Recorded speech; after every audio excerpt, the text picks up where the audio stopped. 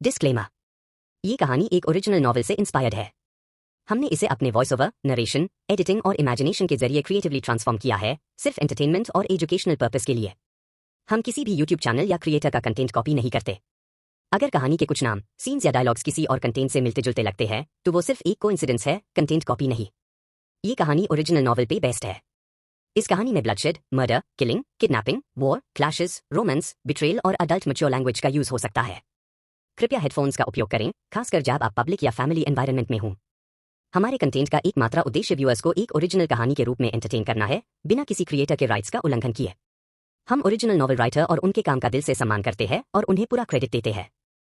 Hello दोस्तों, आप सभी कैसे हो? तो उम्मीद है आप सभी बढ़िया हैं। तो नंबर 0 सीजन 2 स्टोरी को आगे कंटिन्यू करते हैं। प्लीज वीडियो को लाइक और चैनल को सब्सक्राइब और सपोर्ट करें। तो शुरू करते हैं। थोड़ी देर बाद उसे लगा कि उसे कुछ मिल गया है। वह एक जगह आया, एक अतिरिक्त चाकू निकाला और जमीन पर एक खुली जगह साफ की। जैसे ही मिट्टी खोदी गई, पत्थर की सीढ़ियों की एक छोटी सी पंक्ति दिखाई दी। महाप्राण की आंखें चमक उठीं। यही है। आधे घंटे तक मिट्टी और खरपतवारों को खोदने के बाद 1 दर्जन से ज्यादा सीढ़ियां दिखाई दी। सबसे ऊपर एक छोटी सी पत्थर की मेज थी, जो लगभग 2 मीटर लंबी थी, जो सामने की तरफ पड़ी थी।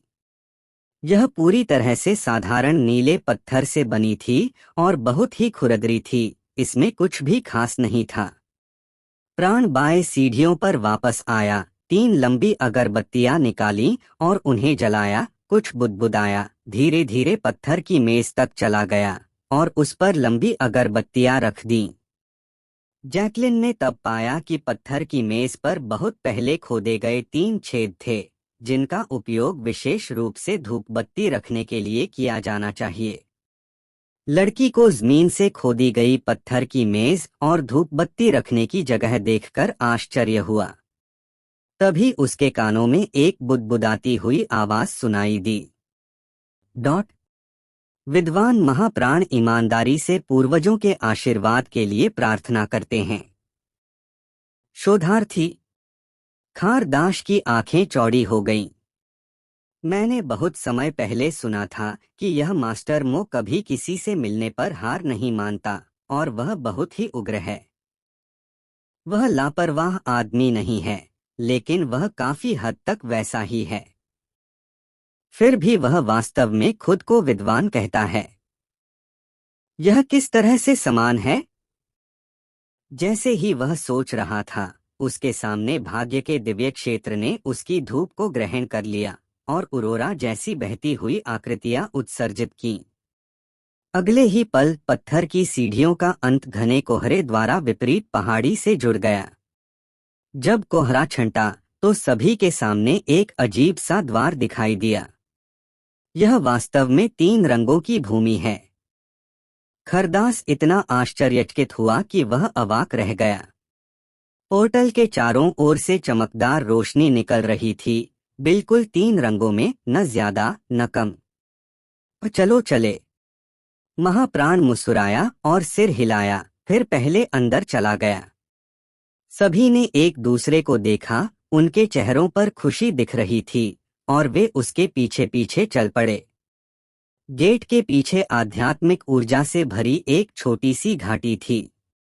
जैसे ही वह अंदर गया, जैकलीन ने कई कीमती औषधीय जड़ी बूटियां देखीं, जो सभी 1000 साल से भी ज्यादा पुरानी थीं। लड़की उत्साहित थी। अन्य किसी बात का उल्लेख तो न करें, केवल ये कुछ औषधीय जड़ी बूटियां ही इस यात्रा को व्यर्थ नहीं होने देंगी। तोमर और अन्य लोगों की भी आंखें चमक रही थीं। जैसे ही वे उन्हें लेने वाले थे, मोबाई ने उन्हें रोक दिया। तुमने सही अनुमान लगाया कि विपिन निश्चित रूप से हमारा पीछा करेगा। चलो उस पर घात लगाते हैं। जब तक वह अंदर आता है, उसे मार देते हैं और जो भी वह चाहता है उसे उठा लेते हैं। अच्छा। यह जानते हुए कि खजाना उनके सामने ही था, उन्हें जल्दी करने की कोई जरूरत नहीं थी। तोमर और अन्य लोगों ने सिर हिलाया अपने हथियार निकाले और दरवाजे के पीछे छिप गए। एक ही समय में इतने सारे विशेषज्ञ घात लगाए बैठे हों तो गैलेक्सी स्तर 3 के शीर्ष योद्धा की तो बात ही छोड़िए, गैलेक्सी स्तर 6 के शीर्ष योद्धा का भी मौके पर ही सफाया हो जाएगा। महाप्राण का अनुमान सही था। उनके छिपने के कुछ समय बाद ही अचानक एक आकृति प्रकट हुई। यह विपिन था जो उनका पीछा कर रहा था। कोई आश्चर्य नहीं कि प्राण इतना आश्वस्त है। ऐसा लगता है कि वह पहले से ही बहुत सारे रहस्य जानता था।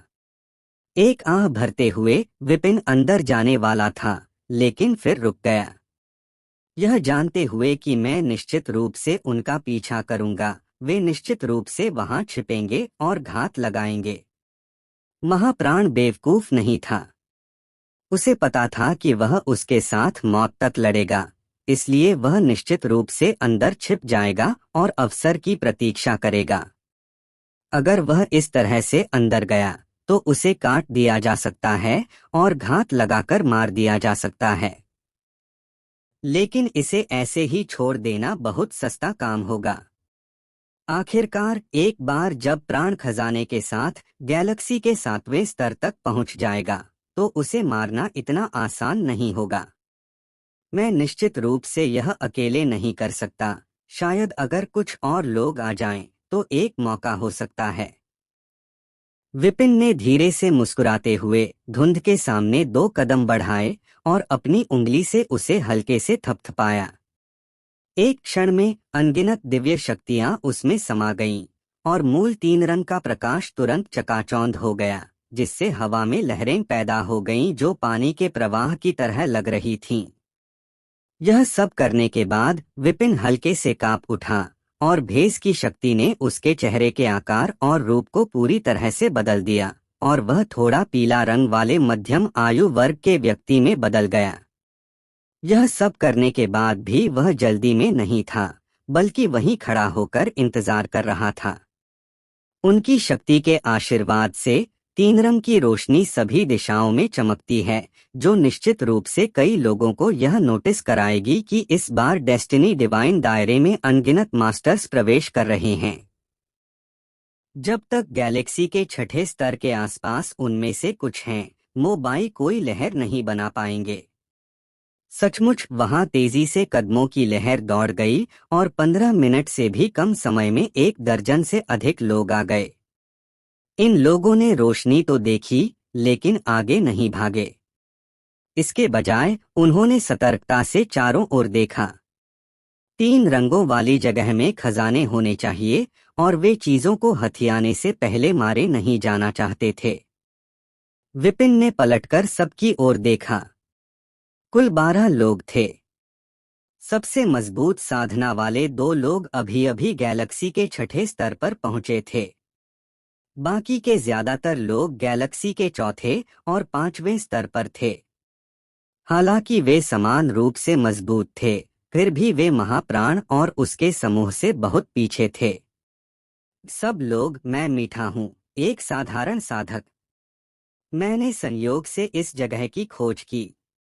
मेरी साधना कम है, इसलिए मैं अकेले इस पर कब्जा करने की हिम्मत नहीं कर सकता। मैं आपके साथ अन्वेषण करना चाहता हूँ और जो खजाने हम प्राप्त करेंगे उन्हें बराबर बराबर बांटना चाहता हूँ। आप क्या सोचते हैं? यह देखकर कि लगभग सभी लोग वहां मौजूद थे, विपिन ने मुड़कर हल्का सा मुस्कुराया। हमारे साथ साझा करने को तैयार हैं? ठीक है, यह सबसे अच्छा होगा यदि तुम तैयार हो, ताकि हमें तुम्हें मारना न पड़े। यह सुनकर जो लोग पहले से ही सतर्क थे, एक दूसरे की ओर देखने लगे और धीरे धीरे आगे बढ़ गए। भाई मीठा सही कह रहे हैं। 3 रंगों वाली भूमि में इतने सारे खजाने हैं कि एक व्यक्ति संभवतः उन सभी को नहीं खा सकता। वास्तव में हमारे लिए एकजुट होना अच्छी बात है। भाग्य दिव्य क्षेत्र खतरे में है। यदि आप बहुत लालची हैं, तो आप बिना जाने ही मर सकते हैं। भाई मीठा वास्तव में दुनिया में जाग रहा है। मैं वादा करता हूँ। गैलेक्सी लेवल 6 के दो सबसे शक्तिशाली योद्धा सबसे पहले सहमत हुए। उन्हें बोलते देख विपिन थोड़ा मुस्कुराया। उस मामले में चलो एक अल्पकालिक गठबंधन पर सहमत होते हैं। अगर हम खतरे का सामना करते हैं तो हम एक दूसरे की मदद कर सकते हैं। यहाँ से जाने के लिए अगर हम फिर से लड़ना या लूटना चाहते हैं तो हर कोई अपनी क्षमताओं पर भरोसा करेगा। बिल्कुल, सभी ने सिर हिलाया। यह सबसे अच्छा तरीका है। हित गठबंधन के लिए एक बार हित खत्म हो जाने के बाद वे बिना किसी नैतिक बाध्यता के जो चाहें कर सकते हैं। विपिन ने कहा, अंदर की स्थिति अज्ञात है। ऐसा क्यों न हो, मैं पहले अंदर जाऊंगा और जब मैं सुनिश्चित कर लूं कि कोई खतरा नहीं है तो आप वापस आ सकते हैं।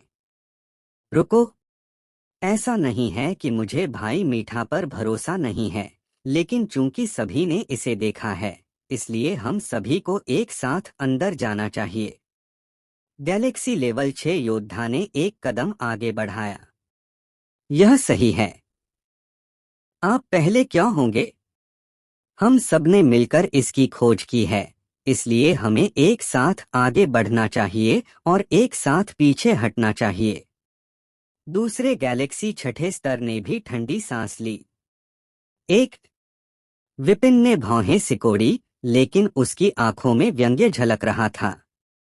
मैंने जानबूझकर उन्हें इस उद्देश्य से बाहर निकालने के लिए 3 कलर्स लैंड की रोशनी चालू की। उसने तुरंत सिर हिलाया और कहा, ठीक है, चलो साथ में अंदर चलते हैं। हालांकि गेट बड़ा नहीं है, इसलिए एक बार में केवल 2 लोग ही अंदर जा सकते हैं। तुम पहले जाओ और मैं बाकी लोगों के साथ चलूंगा। अच्छा। दोनों गैलेक्सी लेवल 6 योद्धाओं ने एक दूसरे को देखा, अपने हथियार निकाले, उछले और दरवाजे की ओर भागे। चलो हम भी चलें, विपिन ने पलटकर उनका अभिवादन किया। बाकी लोगों ने बिना किसी हिचकिचाहट के एक के बाद एक प्रवेश किया। अज्ञात समय तक प्रतीक्षा करने के बाद जब प्राण और अन्य लोगों को लगा कि वे अब और छिपना नहीं चाहते, तो उन्होंने देखा कि दरवाजा अनायास ही हिल रहा है। यह जानते हुए कि कोई अंदर आ रहा है, प्राण कबीले के नेता की आंखें चमक उठीं और उसने सभी को सिर हिलाकर इशारा किया। उसके हाथों में मौजूद हथियार धीरे धीरे ऊपर उठे और एक झटके के साथ उन्होंने एक साथ वार कर दिया। वेन के कमरे में तलवार ऊर्जा और चाकू ऊर्जा जैसी बहुत सारी शक्ति उमड़ पड़ी। 2 गैलेक्सी छठे स्तर के मजबूत आदमी जो कमरे में दाखिल हुए। अप्रत्याशित रूप से तिरंगा भूमि में एक घात था जो अभी अभी सक्रिय हुआ था। उसने जल्दी से अपना हाथ उठाया और अपने सामने बढ़ती हुई शक्ति का सामना किया। धमाका! उनकी छाती में जकड़न महसूस हुई, दोनों के चेहरे पीले पड़ गए तथा खून बहने लगा। एक ही समय में 2 गैलेक्सी लेवल 6 शिखर योद्धा केवल एक ही चाल से घायल हो गए। यह जानते हुए कि यदि प्रतिद्वंद्वी ने आक्रमण जारी रखा तो वे प्रतिरोध नहीं कर सकेंगे, उन्होंने अपने पैर आगे बढ़ाए और उसी समय आगे बढ़ गए। पीछे हटने के लिए निश्चित रूप से बहुत देर हो चुकी थी, इसलिए वह केवल आगे बढ़ सकता था ताकि देख सके कि दूसरा पक्ष कौन है और क्या उसके जीतने की कोई संभावना है। आगे बढ़ते हुए 2 स्वामी एक बाईं ओर और एक दाईं ओर क्रमशः थप्पड़ मारते हैं। गर्जना शक्ति चारों ओर फैल गई, जिससे घात लगाए लोगों पर भी एक निश्चित प्रभाव पड़ा। संकेत, वेताल, ताकत महसूस करते हुए महाप्राण और अन्य लोग पीछे हट गए और हमला रोक दिया। उन्होंने तुरंत 2 लोगों के चेहरे देखे और गुनगुनाए बिना नहीं रह सके। महाप्राण, संकेत नामक छठे स्तर के गैलेक्सी विशेषज्ञ ने दूसरे पक्ष को पहचान लिया और अपनी आंखें सिकोड़ लीं। मैंने सोचा था कि वे प्रकाश देखते ही यहाँ आ जाएंगे, जो पहले से ही बहुत तेज था, लेकिन मुझे उम्मीद नहीं थी कि दूसरा पक्ष उससे भी तेज होगा और यहाँ तक कि घात लगाकर हमला भी कर सकता है। हूँ। जब वे दोनों बात कर रहे थे तो प्रकाश द्वार फिर से चमक उठा और शेष 10 लोग अंदर चले गए। यह देखकर कि मोबाई और अन्य पहले ही प्रकट हो चुके थे, वे सभी सतर्क हो गए। क्या तुमने नहीं कहा था कि विपिन आएगा और हमें उस पर घात लगाने देगा? उनके साथ क्या हो रहा है? तोमर ने प्राण को देखा और गुस्से से फटने वाला था। जैसे ही वे पहुंचे, उन्होंने खजाने की तलाश शुरू कर दी और उन्होंने आधे दिन में बहुत कुछ इकट्ठा कर लिया। उन्होंने विपिन पर घात लगाने पर जोर दिया और कसम खाई कि वे निश्चित रूप से उसका इंतजार कर सकते हैं। अब दूसरा पक्ष नहीं आया, लेकिन बड़ी संख्या में साधक आए। हालांकि ये लोग उनके जितने मजबूत नहीं हैं, लेकिन वे असंख्य और एकजुट हैं। भले ही इस तरफ भाई डू जैसे स्वामी हों, वे आसानी से जीतने में सक्षम नहीं हो सकते हैं। मुझे इसकी उम्मीद नहीं थी। प्राण उलझन में था। पोर्टल में प्रवेश करने के बाद उसने अपनी शक्ति को छुपा लिया।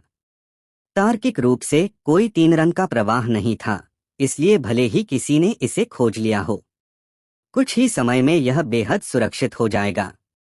मैंने कभी नहीं सोचा था कि इतने सारे लोग इतनी जल्दी यहाँ आएंगे। सबसे महत्वपूर्ण बात यह है कि विपिन यहाँ नहीं आया। उदास महसूस करते हुए प्राण ने ठंडी आवाज में कहा, हम इस 3 रंग की भूमि को खोजने वाले पहले व्यक्ति थे।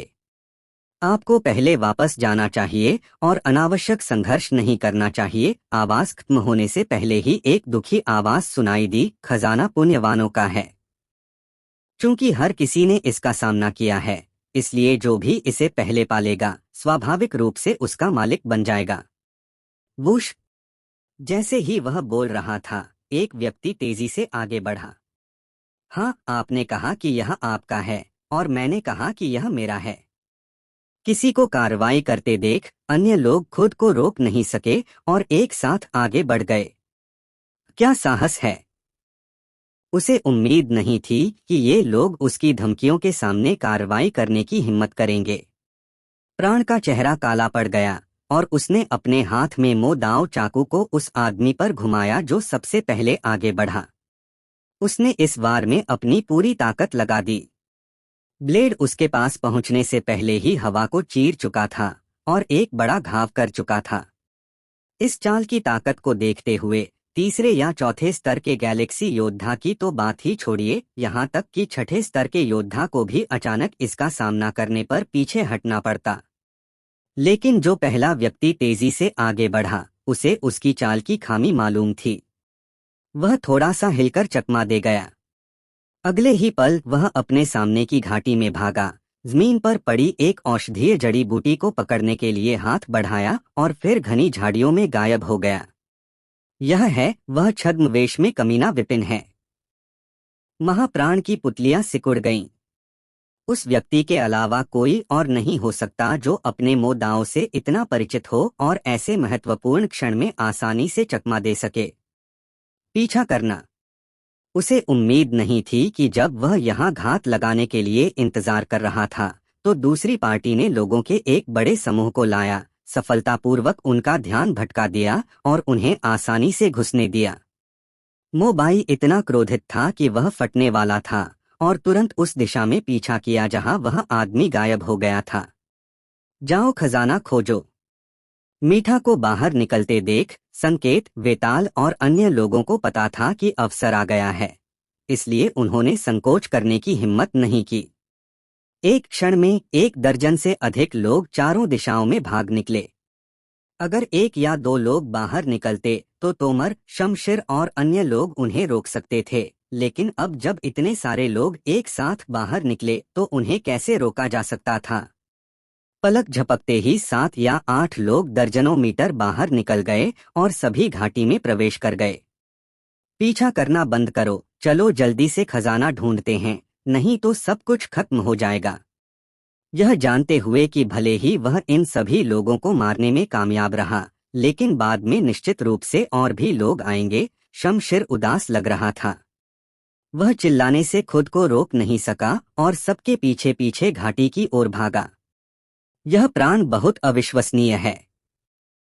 उसने 2 बार घात लगाकर हमला किया और न केवल उसे कुछ नहीं मिला, बल्कि उसने उन्हें एक के बाद एक भारी नुकसान भी पहुंचाया। घाटी में प्रवेश करने के बाद मैंने जो 1000 वर्ष पुरानी औषधीय जड़ी बूटियां देखी थीं, वे अब नंगी थीं और स्पष्टतः किसी ने उन्हें तोड़ लिया था। जितना ज्यादा वह इस बारे में सोचता, उतना ही ज्यादा गुस्सा आता। शमशेर आगे बढ़ता रहा। 2 मिनट से भी कम समय में उसे एक समतल जमीन नजर आने लगी। इसका आकार आधा एकड़ है तथा इसमें कुछ औषधीय जड़ी बूटियां बिखरी हुई हैं, जिन्हें अभी तक नहीं उखाड़ा गया है। 1000 साल पुरानी जल लिली, 1000 साल पुरानी लकड़ी की सुगंध वाली फफूंद, 1000 साल पुराने लाल कमल के पत्ते। एक नजर देखने के बाद शमशेर कांपने से खुद को नहीं रोक सका। कोई दुर्घटना नहीं होगी। यह एक औषधीय उद्यान होना चाहिए। चुनने के बाद बचे हुए अवशेष बाहरी दुनिया को शायद ही कभी दिखाई देते हैं। जब यह उद्यान भरा होगा तो कितना शक्तिशाली होगा। अगर वह मूर्ख प्राण न होता जिसने हमें विपिन को मारने के लिए कहा था, तो ये सभी जड़ी बूटियां निश्चित रूप से हमारी होती। शमशेर जितना अधिक इसके बारे में सोचता, वह उतना ही अधिक क्रोधित होता जाता। तुम कमीने, विपिन अपने गुस्से को दबते हुई। जब मैं अभी आया था तो मैंने घात लगाकर हमला नहीं किया, बल्कि पहले खजाने को उठाया। अब वहां बहुत सारे खजाने होंगे, इसलिए मैं दूसरों द्वारा छोड़े गए खजाने को नहीं उठाऊंगा। अब से प्राण की एक भी बात मत सुनना। गुरुजी, देखो यह क्या है। जैसे ही मैं उदास मन से बची हुई जड़ी बूटियां चुन रहा था, अचानक जैकलीन की आवाज गूंजी। शमशेर एक पल के लिए स्तब्ध रह गया और जल्दी से ऊपर देखने लगा। जल्द ही उसने जैकलीन की उंगली की दिशा का अनुसरण किया और एक औषधीय जड़ी बूटी देखी। यह पास ही स्थित एक पहाड़ पर उगता है और इसका रंग नीलाग्रे होता है।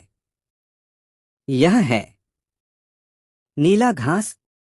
उसकी पुतलियां सिकुड़ गईं और शमशेर उत्साह से भर गया।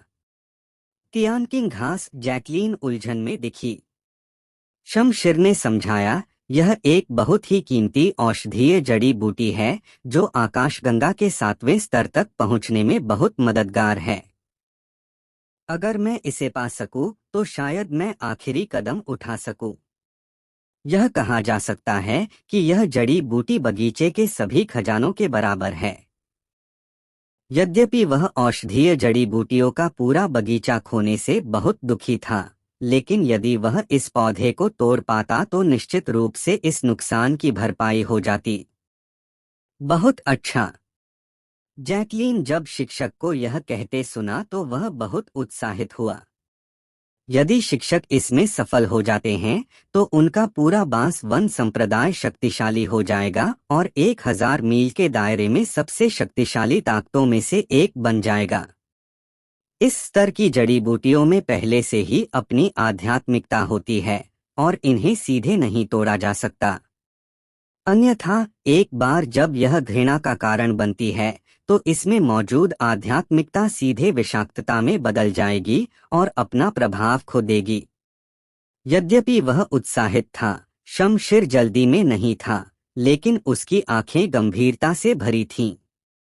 आध्यात्मिक औषधीय जड़ी बूटियों को बलपूर्वक नहीं तोड़ा जा सकता, अन्यथा वे क्षण भर में जहरीली हो जाएंगी और यदि उन्हें तोड़ भी लिया जाए तो वे अधिक लाभ नहीं पहुंचाएंगी, बल्कि विनाश ही लेकर आएंगी।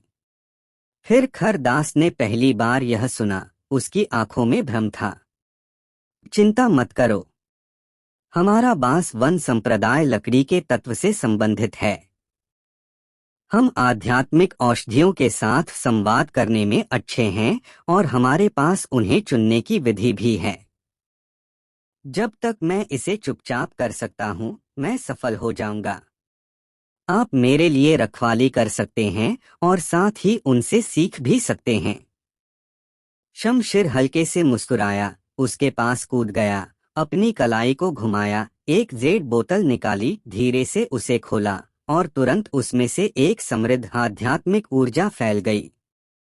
उसे इतना आश्वस्त देखकर जैकलीन ने राहत की सांस ली, डबल हुक निकाले और पहरा देने के लिए एक तरफ खड़ी हो गई। शमशिर ने जेड बोतल की सामग्री को एज्योर घास की पत्तियों पर टपकाया। पलक झपकते ही समृद्ध आध्यात्मिक ऊर्जा पत्तियों की नसों के साथ बह गई और औषधीय सामग्री में प्रवेश कर गई। यह उत्तम जेड सार है। क्या यह किसी की साधना को सुधारने के लिए उपयोग की जाने वाली चीज नहीं है? केखर दास हैरान था। दूसरे पक्ष की जेड बोतल में मौजूद उत्तम जेडाइट सार न केवल बांस वन संप्रदाय में बल्कि पूरे जुइयी राजवंश में भी बेहद कीमती है। उसकी साधना के स्तर के साथ उसे एक बूंद को पचाने और पूरी तरह से परिष्कृत करने में 1 महीना लगेगा।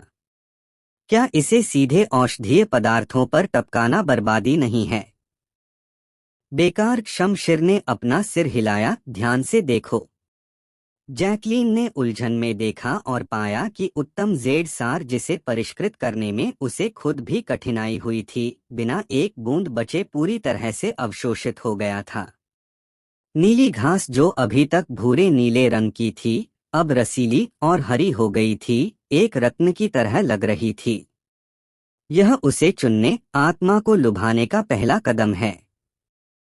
शमशिर ने मुस्कुराते हुए समझाया, जब उच्च गुणवत्ता वाली आध्यात्मिक चिकित्सा का सामना करना पड़ता है, तो पहली बात यह है कि दूसरे पक्ष की आध्यात्मिक जरूरतों का पता लगाना है और फिर एक निश्चित सीमा तक संतुष्टि देना है ताकि आप मान्यता प्राप्त कर सकें। अब आपको दूसरा चरण दिखाते हैं। ऐसा कहने के बाद संप्रदाय मास्टर शमशिर ने एक जेड बॉक्स निकाला, एक छोटा सा छेद खोदा, इसे आसमानी नीली घास से 1 फुट से भी कम दूरी पर रखा और फिर इसे कुछ मिट्टी से भर दिया। शमशिर, यह दूसरा चरण है, घास पकड़ना। घास के लिए मछली पकड़ना? जैकलीन हैरान थी। चूंकि इसमें आत्मा है, इसलिए यह स्वाभाविक रूप से अपने आप ही आगे बढ़ेगा और भागेगा। बलपूर्वक घास खोदने से इसकी आत्मा में परिवर्तन होगा। यदि हम इसे अपने आप आने दें, तो हम इस स्थिति से बच सकते हैं। जैसे ही शमशिर ने बात की, उसने फिर से जेड की बोतल उठाई और जेड बॉक्स में मिट्टी में उत्तम जेड एसेंस की 1 बूंद गिरा दी। पलक झपकते ही समृद्ध आध्यात्मिक ऊर्जा बाहर निकल आई। फिर उसने अपनी उंगली से एसेंस की 1 और बूंद डुबोई और आसमानी नीली घास और जेड बॉक्स के बीच एक हल्का सा खांचा बना दिया। मानो उस तत्व की आध्यात्मिक ऊर्जा को महसूस करके नीला घास की पत्तियां सूरजमुखी की तरह हो गईं। अगले ही पल एक मोटी जड़ मिट्टी से बाहर निकली और चुपचाप इस तरफ छू गई। जल्द ही वह नाले को छू गया और पूरी घास उत्साह से हिल गई। फिर एक ही समय में सभी जड़ें उखड़ गईं और वह एक चोर की तरह कदम दर कदम जेड बॉक्स की ओर चल पड़ा। वास्तव में खरदास उत्साह से भर गई। यह पहली बार था जब उसने औषधीय जड़ी बूटियों को हिलते हुए देखा। सबसे महत्वपूर्ण बात यह थी कि वह वास्तव में संप्रदाय के गुरु द्वारा लुभाई गई थी। जैसे ही वह जेड बॉक्स में प्रवेश करने वाली थी, तियानकिंग घास ने कुछ खोज लिया। यह अचानक हिल गई और एक फुसफुसाहट के साथ भाग गई। उसका चेहरा काला पड़ गया और शमशिर ने जल्दी से उसे पकड़ने के लिए हाथ बढ़ाया, लेकिन वह दूसरे पक्ष की आत्मा को नाराज करने से डरता था। जब वह हिचकिचा रहा था, तो दूर से एक हाथ गिरा और उसने देखा कि भागने वाला तियानकिंग काओ घास हाथ की हथेली में दबा हुआ था। उसने बहुत संघर्ष किया, लेकिन भाग नहीं सका। मास्टर मो, कृपया जाने दीजिए। यह स्पष्ट रूप से देखने के बाद कि कौन कार्रवाई कर रहा था, शमशिर थोड़ा चिंतित हो गया। वह कोई और नहीं बल्कि मोबाई था। बस छोड़ दो और भाग जाओ। महाप्राण ने बकवास करने की जहमत नहीं उठाई। उसने अपनी जेब से एक जेड बॉक्स निकाला और उसमें पैसे डाल दिए। उसे इतना लापरवाह होते देख शमशिर का चेहरा गुस्से से भर गया। यदि आप इसे इस तरह से पकड़ने की कोशिश करते हैं, तो भले ही आप औषधीय जड़ी बूटियों को पकड़ लें, वे अपने औषधीय गुणों को खो देंगे। यदि आप मेरी बात पर विश्वास नहीं करते हैं तो देखें, नीला घास ग्रे हो गया है। जैकलीन ने जल्दी से देखा और निश्चित रूप से उसने देखा कि महाप्राण के हाथों में पकड़ी गई औषधीय जड़ी बूटियां किसी समय फिर से नीले भूरे रंग में बदल गई थीं और अपना पिछला चमकीला रंग खो दिया था। महाप्राण की आंखें उलझन से चमक उठीं, मानो उसने इस स्थिति के बारे में पहली बार सुना हो। उसने अपना सिर नीचे करके अपने हाथ में तियानकिंग घास को देखा और उसे थप्पड़ मारा। मैंने तुम्हें मुंह दिखाया था, है न? तुम वापस क्यों नहीं बदल लेते? उसकी आंखों के सामने सब कुछ अंधेरा हो गया। शमशिर बस यह कहने ही वाला था कि वह मजाक कर रहा था, तभी उसने देखा कि धूसर नीला घास किसी बच्चे की तरह हिल रहा था जिसने कुछ गलत किया था और फिर से पन्ना हरा हो गया था। यह पहले ही ठीक हो चुका है। प्राण ने हल्के से मुस्कुराकर जड़ी बूटियों को जेड बॉक्स में डाला, मुड़कर चली गईं और पलक झपकते ही गायब हो गईं। शमशिर की आंखें चौड़ी हो गईं। सिर्फ एक थप्पड़ से काम चल जाएगा? यह कैसे संभव है? क्या तियानकिंग घास भी कमजोरों को धमकाती है और ताकतवरों से डरती है? आहम। यह देखकर कि वह अभी भी यहाँ संघर्ष कर रहा था, बगल में खड़ी जैकलीन अब खुद को रोक नहीं सकी। गुरुजी, मास्टर मो ने जड़ी बूटियां छीन लीं। हाँ, यह मेरी औषधीय सामग्री है प्राण, इसे मुझे वापस दे दो। तभी शमशिर प्रतिक्रिया व्यक्त की और क्रोध से कांपने लगे। मैंने इस घास को निकालने के लिए उत्तम जेड एसेंस की 2 बूंदें खर्च की, लेकिन दूसरे पक्ष ने मुझे थप्पड़ मारा और इसे सीधे ले गया। वह जितना ज्यादा इस बारे में सोचता, उतना ही ज्यादा क्रोधित होता। वह इसे और सहन नहीं कर सका और उसका पीछा करने लगा।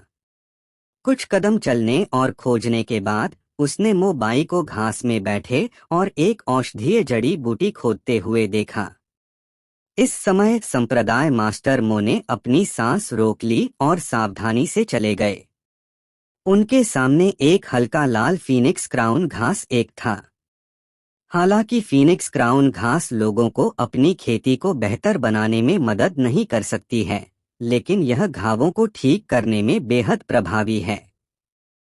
यह एज़्योर घास की तरह ही कीमती है, लेकिन मूल्य के मामले में यह बाद वाले से बहुत कम है।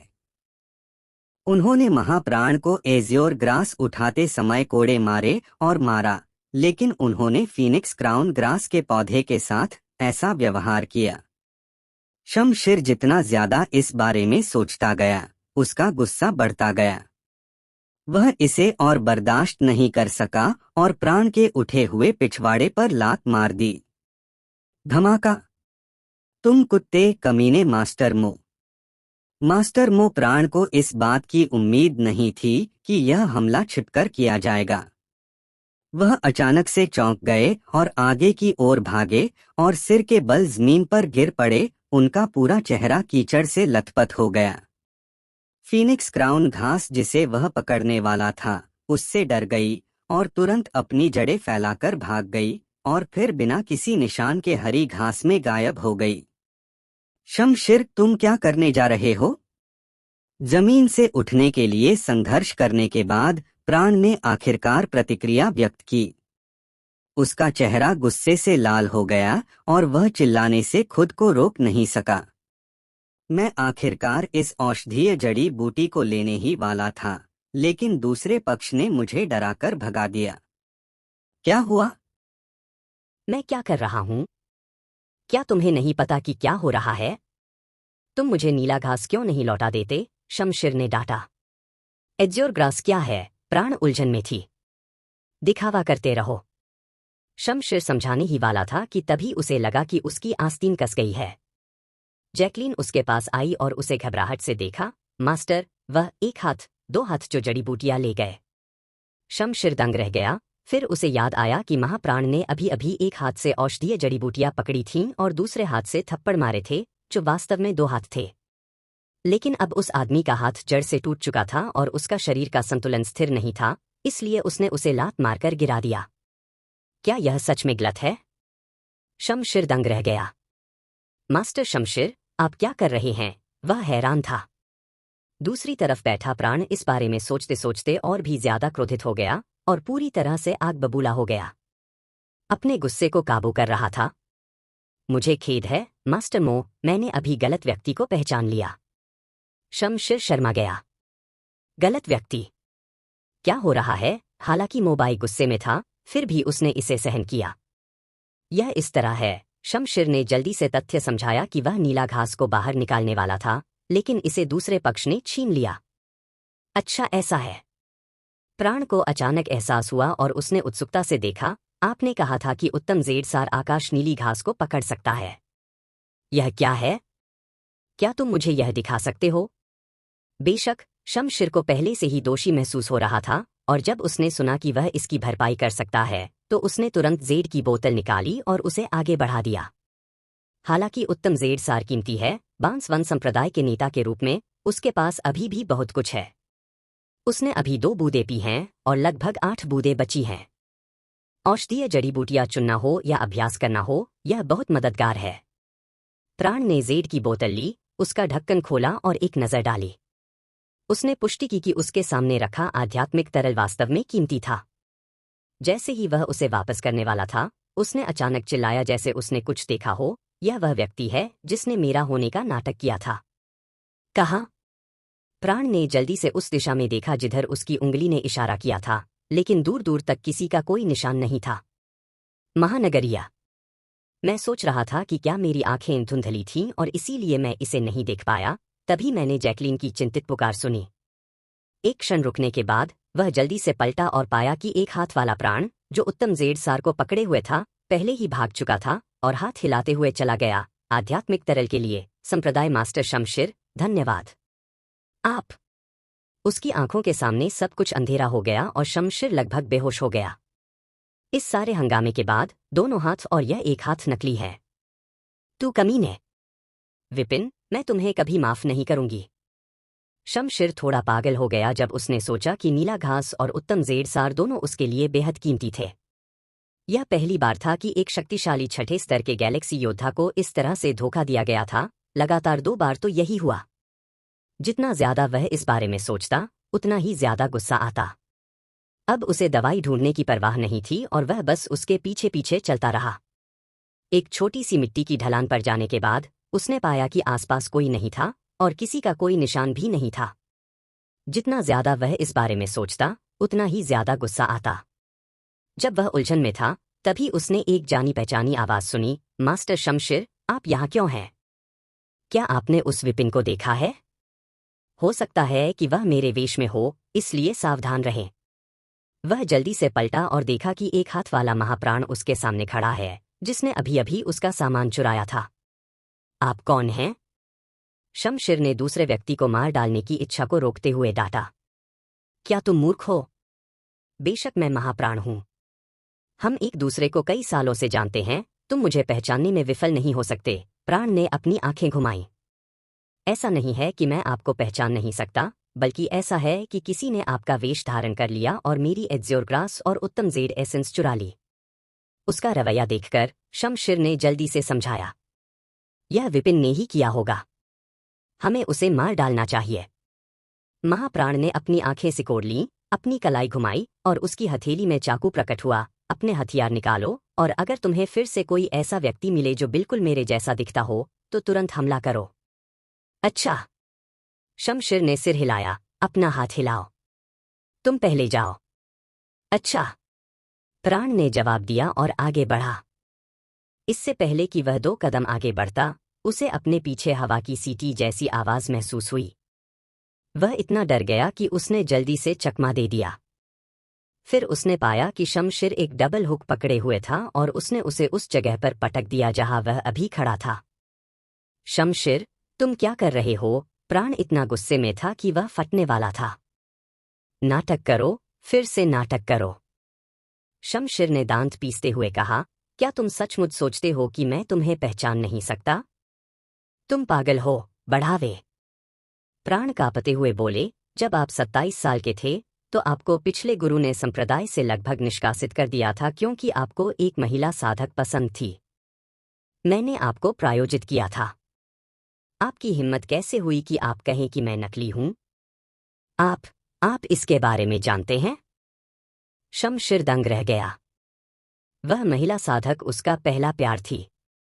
हालांकि उसे पता था कि उसके साथ धोखा हो रहा है, फिर भी वह धुंध से बाहर नहीं निकल पाया। यह प्राण ही थी जो उसे वेश्यालयों और मनोरंजन के अन्य स्थानों पर ले गई, जहां उसकी मुलाकात अनगिनत कोमल और आज्ञाकारी लड़कियों से हुई, जिसने उसे पूरी तरह से इससे बाहर निकलने में मदद की। यद्यपि यह प्रक्रिया हास्यास्पद थी, फिर भी यह उनके लिए एक वास्तविक उपकार था। यह हमेशा से उसकी कमजोरी रही है और किसी को इसके बारे में पता नहीं था, लेकिन अब उसके सामने वाले व्यक्ति ने इसे जोर से कहा है, और अब यह सच प्रतीत होता है। मुझे सचमुच खेद है। दूसरे पक्ष द्वारा कई बार धोखा दिए जाने के बाद मैं थोड़ा डरा हुआ हूं। दूसरे पक्ष की पहचान की पुष्टि करने के बाद शमशिर को अचानक थोड़ी शर्मिंदगी महसूस हुई जब उसने अभी अभी उसके रवैये के बारे में सोचा। कोई बात नहीं। मैं केवल इतना कह सकता हूं कि विपिन बहुत कमीना चालाक था। क्या यह ठीक रहेगा कि इस बार तुम आगे चलो और मैं पीछे चलूंगा? ने ठंडी सांस ली। यह मेरा कर्तव्य है। शमशिर ने तुरंत सिर हिलाया। मैंने दूसरे व्यक्ति को आगे जाने दिया और उसे एक झटका दिया, इसलिए उसके मन में इस तरह का विचार आना सामान्य बात है। डबल हुक पकड़े हुए वह आगे बढ़ा। 2 कदम चलने के बाद अचानक उसकी पुतलियां सिकुड़ गईं। वह मुड़ने ही वाला था, लेकिन उसे लगा कि बहुत देर हो चुकी है। स्पंदन। उसके पीछे एक अजीब तलवार सीधे उसके पिछवाड़े में घुस गई। कुछ ही दूरी पर प्राण, जिसने पहले ही पुष्टि कर ली थी, उसने चेहरे पर मुस्कान के साथ देखा। मुझे खेद है, संप्रदाय मास्टर शमशिर, मैं अभी भी नकली हूं, विपिन। यह कहते हुए उसने अचानक अपने हाथ से मोदाओ चाकू निकाला, पलटा और भाग गया। पलक झपकते ही वह फिर से जंगल में गायब हो गया। आप। शमशिर का शरीर कांप रहा था और उसकी आंखें काली हो गई थीं। मुझे एक ही व्यक्ति ने लगातार 3 बार धोखा दिया। अगर मेरे पैसे और संपत्ति को ठगा जाता तो ठीक रहता, लेकिन अब मेरे साथ धोखा हुआ है। महानगरिया। इस समय जैकलीन ने उसे पकड़ लिया। उसकी शक्ल देखकर वह चिंतित हो गया और पूछा, तुम्हें क्या हुआ है? मैं। शमशिर शर्मिंदा हो गया और गंभीर दर्द को रोकते हुए पीछे मुड़ा। मैं थोड़ा घायल हूं, यह ठीक है, मैं इसे खुद संभाल सकता हूं। यह कहते हुए उसने अपने हाथों में पकड़े हुए दोहरे हुक नीचे रख दिए, जल्दी से एक उपचार की गोली निकाली और उसे निगल लिया। यह देखकर कि वह स्वतंत्र रूप से घूमने में सक्षम था, जैकलीन ने राहत की सांस ली और जमीन पर रखे दोहरे हुक उठाए। मास्टर, मैं आपको अपना हथियार पकड़ने में मदद करूंगा। शमशिर ने सिर हिलाया, और जैसे ही वह उसे सावधान रहने के लिए कहने वाला था, उसने इस संत लड़की को खजाने को पकड़ते हुए और भागते हुए देखा।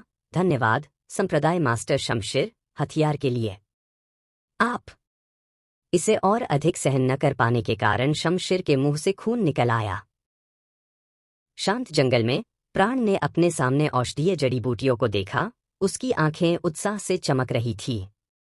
जैसा कि डेस्टिनी डिवाइन दायरे के 3 रंगों की भूमि से अपेक्षित है, वास्तव में वहां बहुत सारे खजाने हैं। मैं अभी उस कमीने विपिन का पीछा कर रहा था, लेकिन मैं उसे पकड़ नहीं पाया।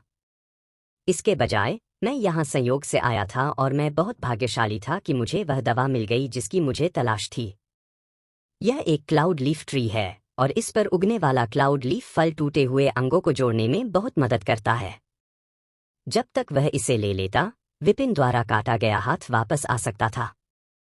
यह सोचकर उसने अपनी उत्तेजना दबा ली, एक चमकदार लाल फल उठाया और उसे निगल लिया। भन भनाना। शक्तिशाली औषधीय शक्ति उसके शरीर में आगे पीछे हुई और प्राण को तुरंत टूटे हुए हाथ पर झुनझुनी महसूस हुई। कुछ ही देर बाद पहले खाली कफ धीरे धीरे भर गया और एक हाथ धीरे धीरे बाहर निकल आया। प्राण ने अपने सिर से पसीना पोंछा, उसकी आंखें उत्साह से लाल थीं। हालांकि उसने अपनी टूटी हुई भुजा को ठीक करने के लिए दवाओं का इस्तेमाल किया, लेकिन इसने उसकी शारीरिक शक्ति को भी बहुत कम कर दिया। हालांकि एक हाथ के साथ उसकी लड़ाकू प्रभावशीलता निश्चित रूप से बहुत बेहतर हो जाएगी।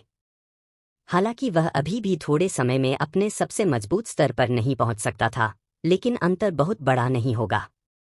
उसने सांस छोड़ी, अपनी मुट्ठियां भींची और उठने ही वाला था कि अचानक उसे पीछे से तेज हवा का झोंका आता हुआ महसूस हुआ। यह हरकत बहुत तेज थी और एक गुप्त हमला था। इससे पहले कि वह कुछ प्रतिक्रिया कर पाता, उसे अपनी रीढ़ की हड्डी में तेज दर्द महसूस हुआ। प्राण आगे की ओर ऐसे उड़ गया जैसे कि वह भारहीन हो। उसकी आंतरिक सांस अस्तव्यस्त हो गई और उसने मुंह से खून बाहर निकाल दिया। किसी ने अप्रत्याशित रूप से छिपकर हमला कर दिया, जिससे उसकी सारी साधना लगभग नष्ट हो गई। सौभाग्य से उसके पास युद्ध का अच्छा अनुभव था और वह त्वरित प्रतिक्रिया करता था, इसलिए वह महत्वपूर्ण बिंदुओं से बच गया। अन्यथा वह लगभग मर ही जाता।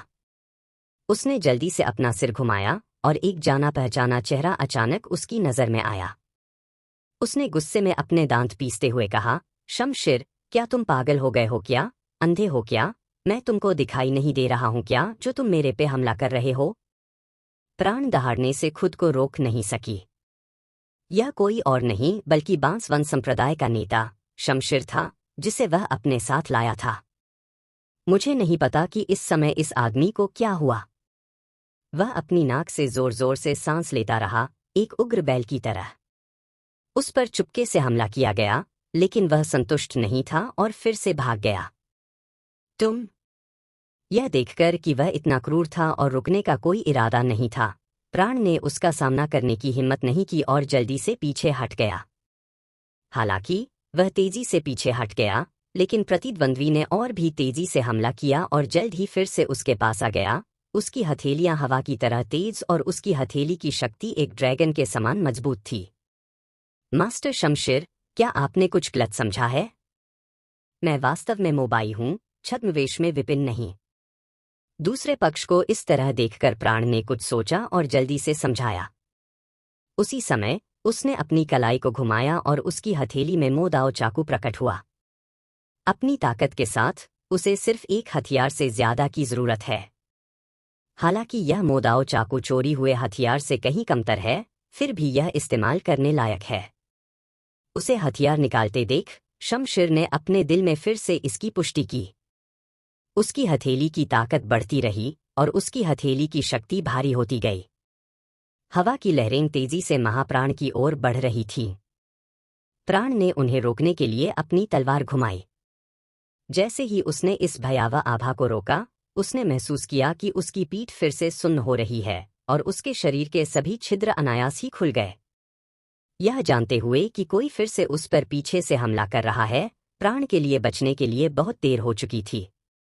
अगले ही पल उसे दिल दहला देने वाला दर्द महसूस हुआ और उसने देखा कि उसका हाथ, जो अभी अभी वापस बढ़ा था, फिर से कट गया है। वह जल्दी से पलटा और देखा कि तोमर कुछ ही दूरी पर खड़ा था और उसके चेहरे पर गुस्से की झलक थी। अप्रत्याशित रूप से उसके साथियों ने उस पर दोनों तरफ से हमला कर दिया। महाप्राण अब खुद को रोक नहीं सका और चिल्लाया, अरे कमीनों, तुम सब क्या करने जा रहे हो? तुम लोग जाकर दूसरों को पीटते हो, लेकिन मैं ही हूं जो तुम्हारा पीछा करके तुम्हें मार रहा हूं। तुम आखिर क्या करना चाहते हो? मैं ही हूं जो तुम्हें यहां लाया हूं। यहां दिखावा बंद करो। असली महाप्राण के पास केवल एक हाथ है और तुम नकली हो, तोमर ने डांटा। मैं अभी बड़ा हुआ हूं। महाप्राण की दृष्टि धुंधली हो गई। इतने सारे हंगामे के बाद क्या आप इसका इसी तरह आकलन करते हैं? क्या इसका मतलब यह है कि मैं बड़ा होने के लायक नहीं हूं? बकवास बंद करो। क्या तुम सच में सोचते हो कि हम तुम्हारे झूठ पर विश्वास करेंगे? मुझे अपनी जान दे दो, तोमर फिर से आगे बढ़ा। ठीक है, इसकी बकवास मत सुनो, यह आदमी पक्का नकली है। मुझे इससे कई बार नुकसान उठाना पड़ा है। शमशिर ने भी ठंडी सांस ली, यह जानते हुए कि अगर दोनों सेनाएं मिल गई तो वह निश्चित रूप से उनका प्रतिद्वंद्वी नहीं होगा और वह वास्तव में यहां मर सकता है। प्राण बार बार पीछे हट गया, अपने हाथ में दर्द को रोकते हुए और अपने दांत पीसते हुए। आप मुझे क्या विश्वास दिलाना चाहते हैं? यदि तुम मर जाओ तो हम विश्वास करेंगे। शमशिर की हथेली की शक्ति बार बार वार करती रही। गैलेक्सी लेवल 6 के 2 शीर्ष मास्टर्स ने सेना में शामिल होकर हमला किया और प्राण चुपके से किए गए हमले में घायल हो गया। वह कैसे विरोध कर सकता था? उसने जल्द ही खून की उल्टी कर दी। आप किसी भी समय मारे जा सकते हैं। इस समय एक तेज ब्लेड की रोशनी ने दोनों हमलावरों को रोक दिया और सबसे मजबूत भाई डेमन उनके सामने प्रकट हुआ। आप क्या कर रहे हो? भाई डेमन ने भौहें सिकोड़ी। वह अपने सामने की स्थिति को ठीक से समझ नहीं पाया। वे सभी उसके अपने लोग थे, लेकिन वह उन्हें सीधे मार रहा था। भाई डेमन, यह मोबाइल ये नकली है, यह छद्मवेश में झांगजुआन है, शमशिर ने जल्दी से समझाया। भाई डेमन, मैं असली महाप्राण हूं। महाप्राण ने दांत पीस लिए। अंतर बताना आसान है। भाई डेमन को जल्दी से समझ में आ गया कि क्या हो रहा था। उसने थोड़ा भौहें सिकोड़ी, एक पल के लिए सोचा और कहा, भाई महाप्राण का मोदाव चाकू भाग्य पहले से ही 10,000 तलवारों के गठबंधन में शामिल हो चुका है और गठबंधन के नेता द्वारा स्वीकार कर लिया गया है। जब तक मोदाव भाग्य सक्रिय है, तब तक ब्लेड अलायंस ऑर्डर निश्चित रूप से प्रकाश उत्सर्जित करेगा। भले ही वही मोदाव चाकू तलवारबाजी का उपयोग किया जाए, जो प्रकाश उत्सर्जित करते हैं वे असली हैं और जो नहीं करते हैं वे स्वाभाविक रूप से नकली हैं। ऐसा कहने के बाद भाई डेमन ने अपनी कलाई घुमाई और उसकी हथेली में एक लंबी तलवार के आकार का एक चिन्ह दिखाई दिया। हाँ, जब तक तलवार गठबंधन आदेश चमकता है, यह असली होना चाहिए। शमशिर ने सिर हिलाया। तलवार एक शक्तिशाली नियति है जिसकी अनगिनत शाखाएं हैं। इन शाखाओं को समझने के बाद अगर कोई व्यक्ति मजबूत बनना चाहता है और आगे बढ़ना चाहता है, तो उसे केवल अन्य तलवार तकनीकों के साथ संयोजन करना चाहिए और तलवार गठबंधन में शामिल होना चाहिए। यह ऐसा है जैसे सहायक नदियां यांगत्सी नदी में मिल रही हो। एक बार जब दोनों पक्षों के भाग्य का संचार हो जाता है और वे पूरी तरह से शिष्य बन जाते हैं या आत्मसमर्पण कर देते हैं और फिर मोदाव चाकू का उपयोग करते हैं, तो दाओ एलायंस ऑर्डर प्रकाश जारी करेगा, इसे अपने एक हिस्से के रूप में पहचानते हुए। एक सरल उदाहरण का प्रयोग करें। कुछ छोटी सहायक नदियों में मछलियां नहीं होती, लेकिन जैसे ही वे यांगत्सी नदी में मिल जाती हैं, मछलियां उनमें तैरने लगती हैं। भले ही विपिन मोदाव चाकू को नियंत्रित कर सके, लेकिन वह दाव गठबंधन आदेश को तब तक रोशन नहीं कर पाएगा जब तक कि वह वान दाव गठबंधन में शामिल नहीं हो जाता। यह वास्तव में अंतर करने का सबसे अच्छा तरीका है। तोमर ने भी सिर हिलाया। यह देखकर कि इस भाई डेमन ने इतना अच्छा विचार सोचा था, महाप्राण ने राहत की सांस ली, अपने शरीर में दर्द को सहन किया, अपनी कलाई को हिलाया और मोदाव चाकू तियानमिंग का इस्तेमाल किया। अगले ही पल चाकू के आकार का टोकन तुरंत चकाचौंध रोशनी के साथ चमक उठा। तलवार गठबंधन का आदेश प्रकट हो गया है। उसने जो अजीब तलवार भाग्य विकसित किया था, उसे 10,000 तलवारों के गठबंधन में पूर्वज के रूप में मान्यता दी गई है, जिसका अर्थ है कि वह वास्तविक है। शमशिर और तोमर ने एक दूसरे को देखा और उनके मुंह के कोने हिल गए। क्या यह वास्तव में सच है?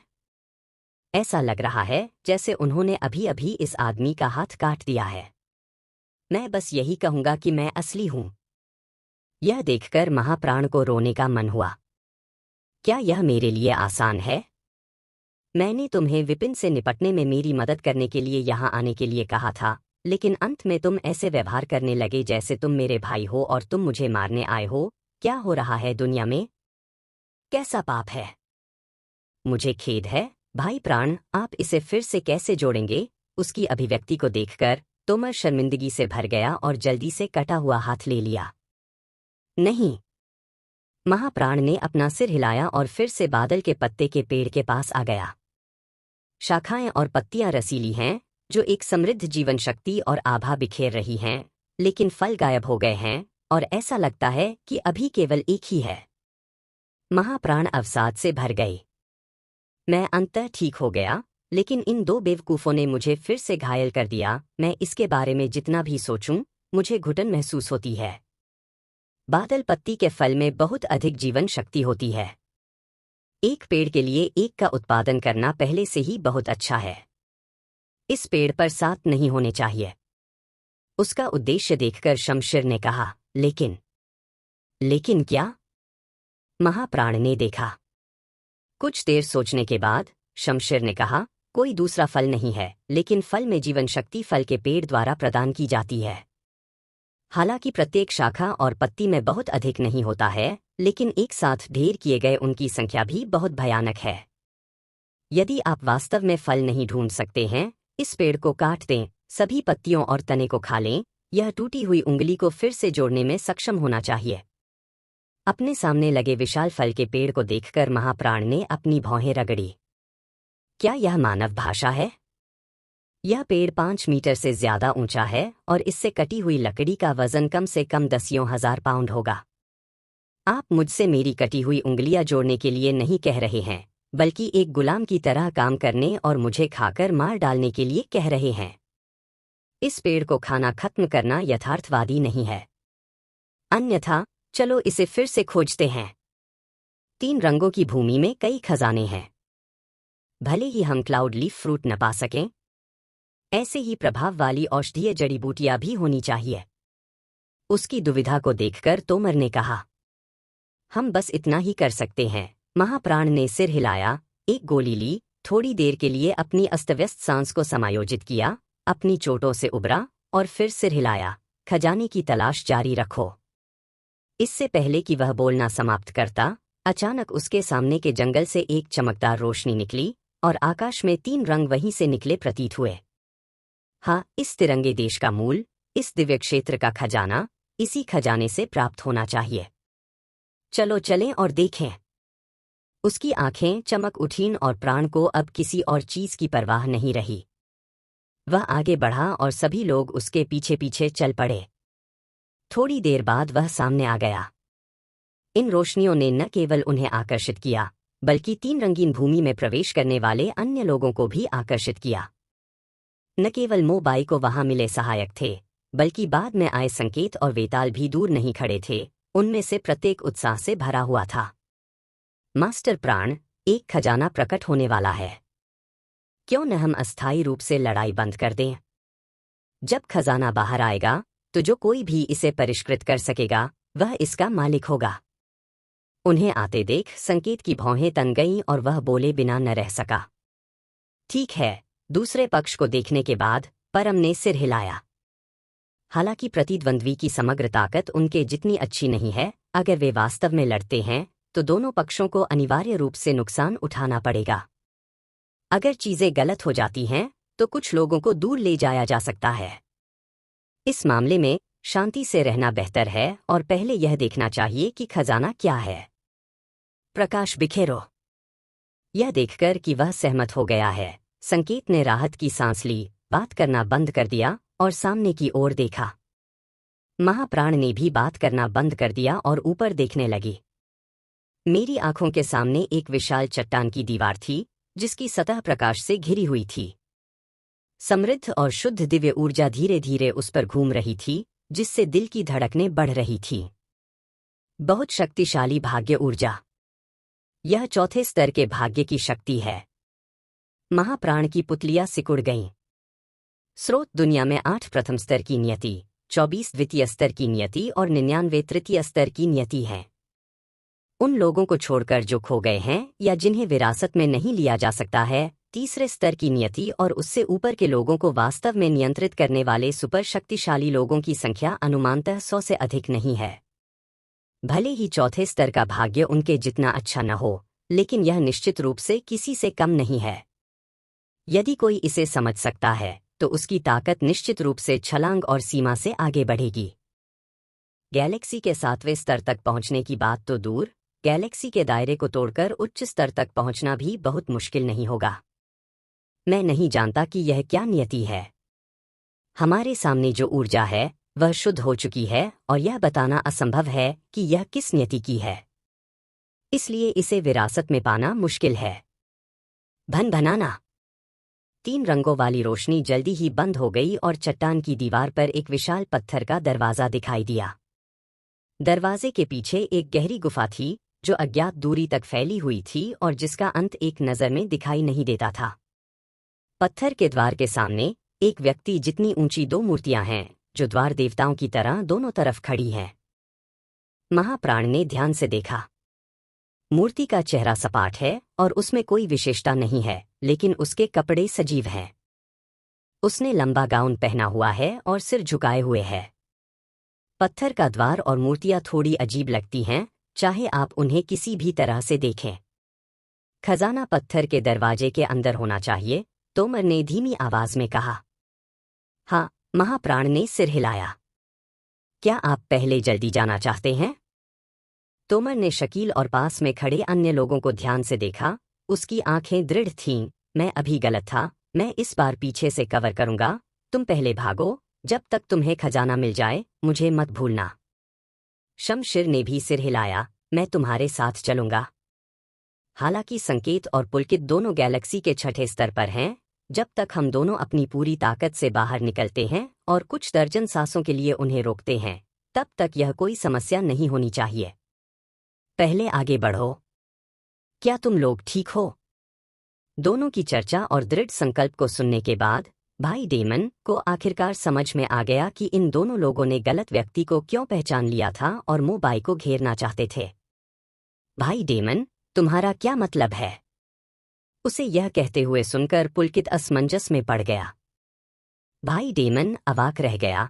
आपका अंतिम नाम शिर है, लेकिन आपका दिमाग लकड़ी का नहीं बना है। चलो इस बारे में बात नहीं करते कि जल्दी करना है या नहीं। क्या आपको लगता है कि उनका हमारे साथ प्रतिस्पर्धा करने का कोई इरादा है? शमशिर दंग रह गया और तोमर को देखा। उसने अपना सिर उठाया और पास ही में खड़े संकेत और अन्य लोगों को देखा। उसने देखा कि वे चुपचाप खड़े थे, मानो उन्होंने पत्थर के गेट को देखा ही न हो। उनकी आंखें चिंता से भरी हुई थीं। ऐसा लगता है कि उन्होंने वास्तव में इसे नहीं लूटा। क्यों? शमशिर अभी भी थोड़ा उलझन में था। आमतौर पर जब खजाना दिखता है तो क्या इन लोगों को तुरंत भागना नहीं चाहिए था? वे क्यों नहीं भागे? क्योंकि यह देखकर कि वह वास्तव में समझ नहीं पाया है, महाप्राण ने अपनी भौहें रगड़ी। जैसे ही वह बोलने वाला था, उसने विपरीत दिशा से संकेत की हंसी सुनी।